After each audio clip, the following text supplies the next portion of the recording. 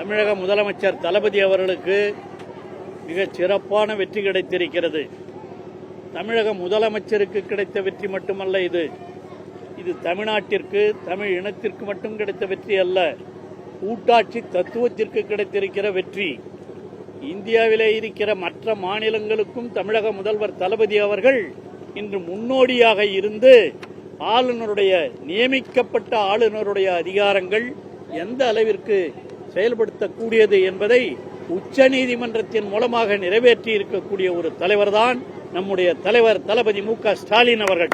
இது அவருக்கு கிடைத்திருக்கிற மிகப்பெரிய மகத்தான வெற்றி என்பதை யாரும் மறுக்க முடியாது. அவருக்கு கிடைத்த வெற்றி இந்த கூட்டாட்சி, நான் முன்பே சொன்னதைப் போல கூட்டாட்சி தத்துவத்திற்கு கிடைத்திருக்கிற வெற்றி. ஒன்றிய அரசினால் நியமிக்கப்படுகிற ஒரு ஆளுநர் எந்த அளவிற்கு செயல்பட்டார் என்பது உங்களுக்கு நன்றாக தெரியும். அந்த அடிப்படையில்தான் ஆளுநருக்கு இந்த அதிகாரங்கள் எல்லாம் இல்லை என்ற உணர்வோடு தமிழக முதலமைச்சர் அவர்கள் உச்சநீதிமன்றத்திற்கு சென்றார். உச்சநீதிமன்றத்திலே அவர் இந்த கவர்னர், ஆளுநருடைய அதிகாரங்கள் கட்டுப்படுத்தப்பட வேண்டும்.